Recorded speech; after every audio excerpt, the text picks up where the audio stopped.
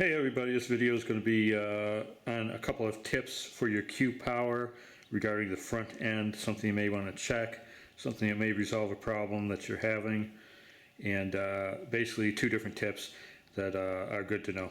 Basically, front end of the Q power with the rotor and the brakes, you get your brakes and rotor all aligned nice, and I rode one where everything was fine until I was moving and turning right.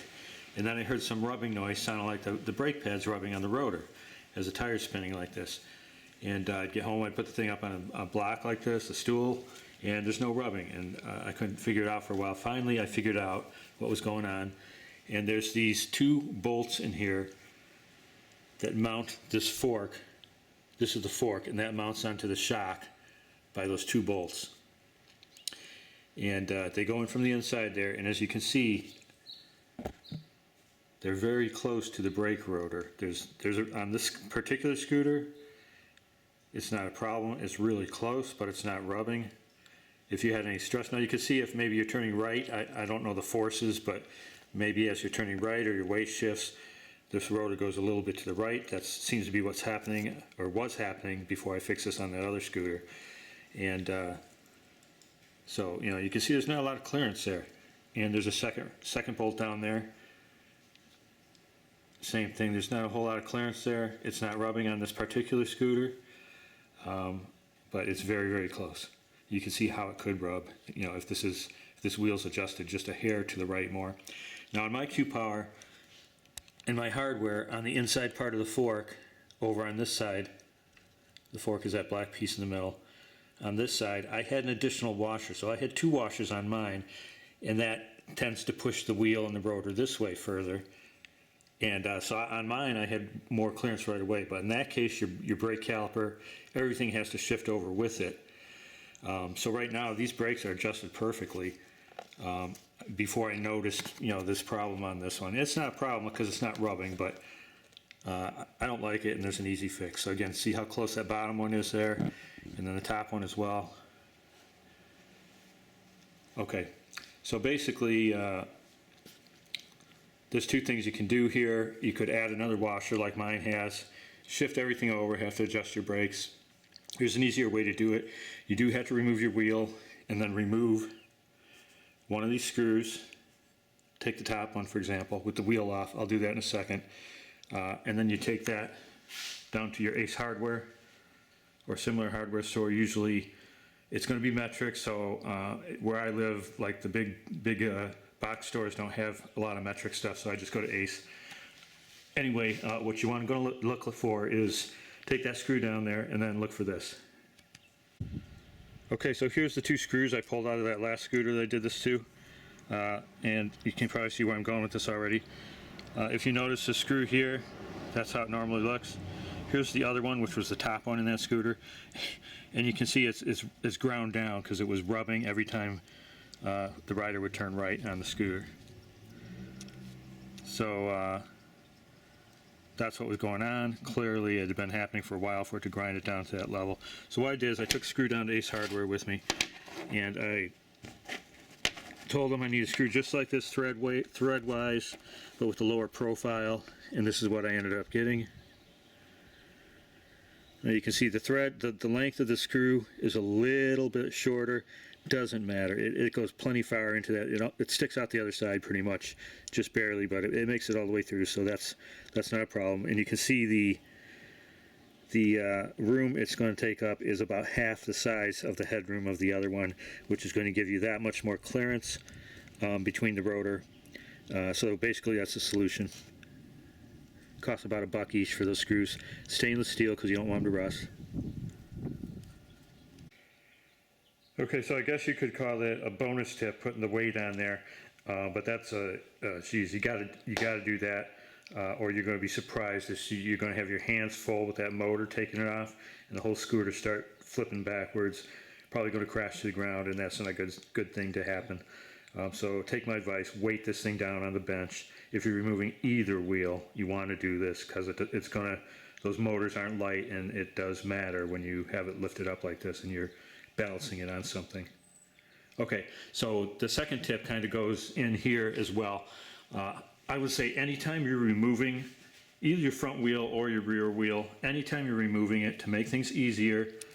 And it's also going to adjust your caliper centering over the rotor probably better than it already is.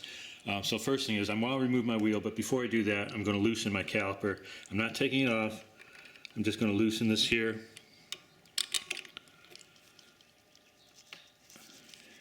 And I crank these pretty tight because once I get my brakes set, I don't want them to move. Okay, so that's, just get a little bit looser. That's loose enough. And then the bottom one.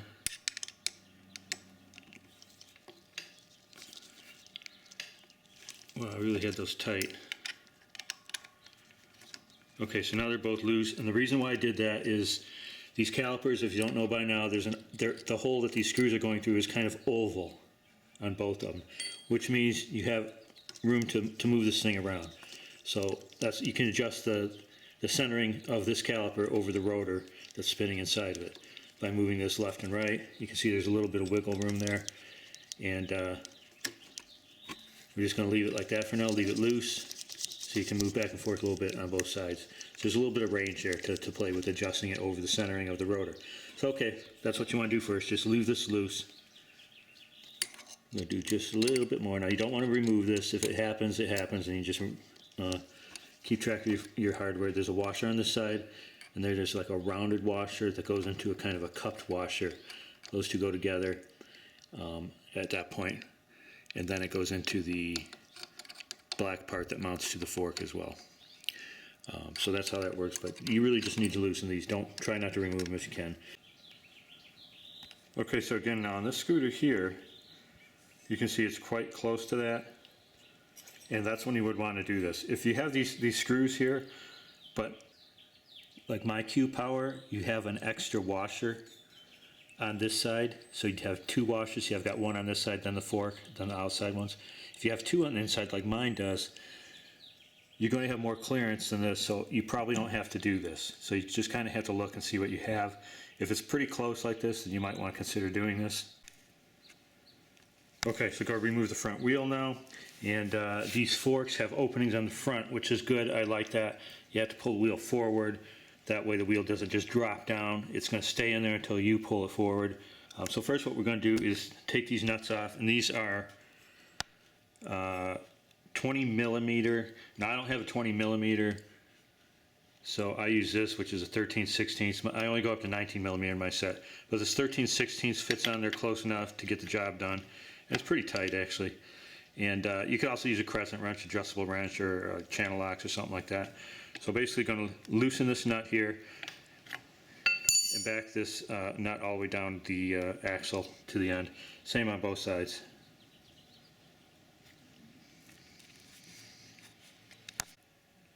Okay, so take note of your hardware. You can see I've got this bolt undone. I'm sorry, this nut unscrewed and unscrewed all the way to the end. Next, you kind of have a locking washer on the outside. Then the axle goes through the fork, and then through another washer, and that's it.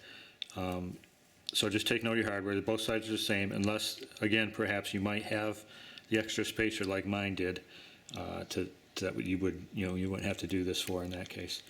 Okay, so let's check out this little locking washer here real quick. Okay, so you can see this outside washer here inserts into this slot like that on the side of the fork. So when you tighten down that nut, this tab is kind of locked into the side of the fork there. So that's how that works. You just, if you're just kind of stuck on there, just take a flathead screwdriver, get it between the edge of the fork and the washer, and then just kind of pry it out like this so it comes out of that slot like this. Okay, so do that on both sides. Take that hardware, loosen that hardware on both sides, and then you should just be able to pull the wheel straight out of the forks there. Okay, before removing our motor, you want to make sure you have enough slack here on your motor wire. It's coming up here, and you can see I've got it going up there, up to there, because you're going to pull your motor wire off the front, and then you're going to have to set it somewhere. So have something underneath you to set it just there. I've got enough slack. I think I can lift my wheel back up and set it up over here somewhere. So I'm going to try that, and just remember that you got to have somewhere to set the wheel when you remove it off the front. Also, you may have some sort of tie wraps or something holding this to the fork or combining it with the brake cable here or something, you might want to cut that just so you have enough slack on your motor wire alone so you can move it. Okay, I removed that top screw using a 5mm Allen. And this one doesn't have any signs of rubbing, so that's good, but still want to replace it. And now I'm going to put in the new screw. And this one happens to be a 4mm Allen. Just get whatever you can. Just the main thing is this thread size, and again it is metric. Okay, so there's really no reason why you'd ever need to take those forks off of there. I mean, if you're going to replace those, you'd probably just go ahead and replace the whole shock at the same time. Therefore, I'm going to put some of this Loctite thread lock on it, and it's the high strength one, the red one, because there's going to really be no reason to ever need to remove these. Okay, got that first one in, and you can see, just as a comparison there, how much less it sticks out compared to that bottom one there. Now on the other side, it comes through just as much. There's the bottom one, there's the top one, so it's really, the thread length is the same. It looked like it was a little shorter, but it actually is the same as the bottom one. So that's an improvement. It's going to gain, you know, some nice, yeah, 1/8 of an inch at least. Okay, so I'm going to take the second one out and put the new one in there too, using the thread sealer again. One other thing too, both taking these screws out and turning them in, it's quite tight. The threading is quite tight on it, which is actually a good thing. But make sure you have your Allen wrench completely in the hole as far as it'll go.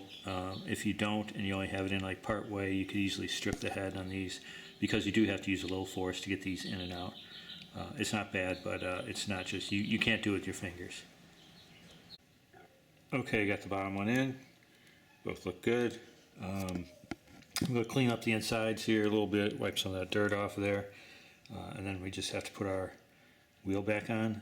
As you're putting the wheel back in, you have to line up the rotor to go in between your brake pads there.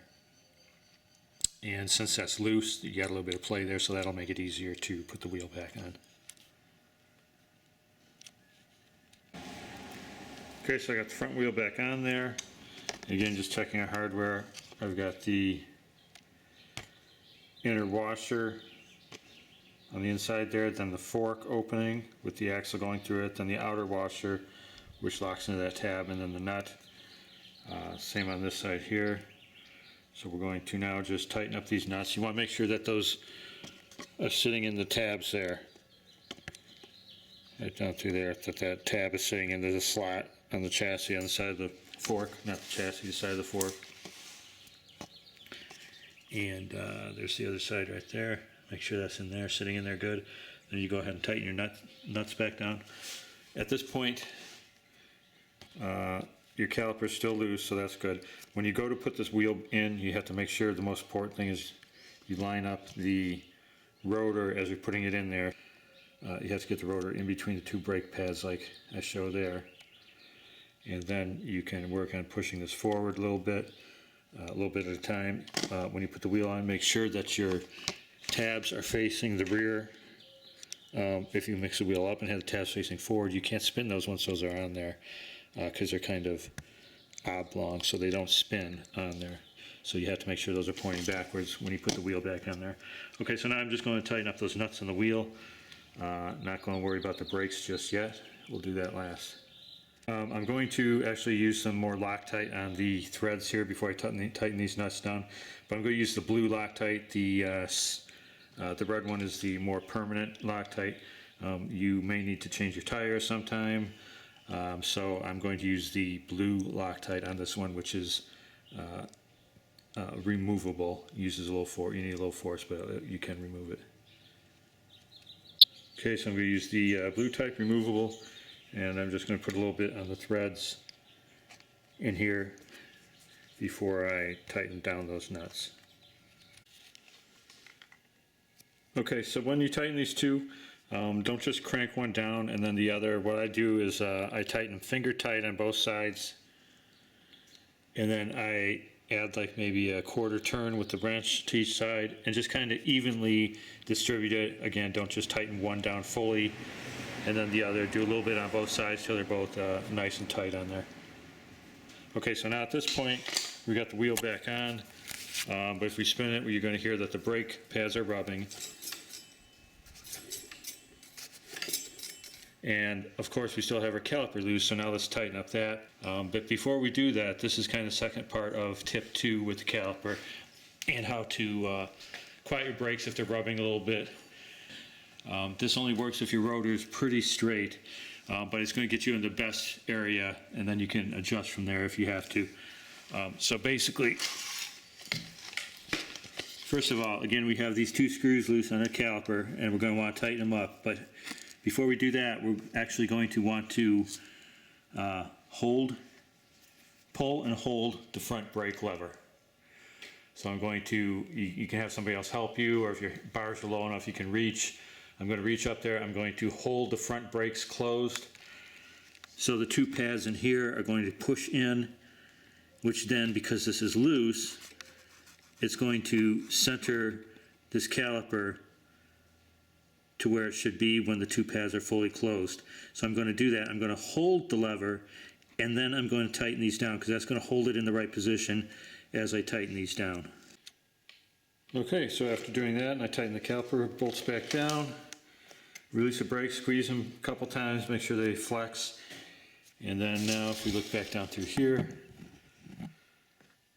you can see the space between the pad on the right and on the left. When we spin our tire, you don't hear any rubbing, and trying to get a good look there. You can see this particular rotor is fairly straight, so that's good. Now, if you spin your wheel like this and you get a little bit of rubbing just at like every revolution, like a type of thing, that means your rotor's bent wherever it's rubbing at, and you can look down in between the brake pads like this and spin the wheel and see where it's rubbing at, if it's rubbing on the inside pad or outside pad. And then you can actually take a either like a rubber mallet, if it's bent on this, if it's bent a little bit so it's rubbing on this side, you can just like find, let's say it's rubbing, let's say we're rubbing right there. I usually just take my finger and put it right at the edge of the brake caliper and rotate it down, so I know just behind that is the point that I'd want to mallet. Just hit it a little bit, not too hard. And then it's just a hit or miss thing, and you keep spinning until you can see that it's not rubbing on either side, and mainly you will hear it if it's rubbing. Okay, another thing you can do is, there's these adjustments up in the brake handles. It's a small Allen screw, and you can get an Allen key in there and then turn it either in or out. I forget at the top of my head which way is which, but by turning that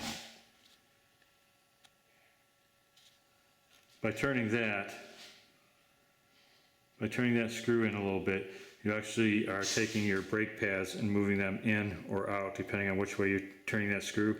So if your brake pad is rubbing just a little bit on the rotor, you can manipulate that screw a little bit and back them off just slightly, where maybe you won't have it rubbing at that point. Okay, so that's about it. Let's take a look at these screws here real quick. We got our brakes tightened up, and now if we look down at those screws, we can see there's so much more clearance there than there was previously. So that's a lot better solution for that.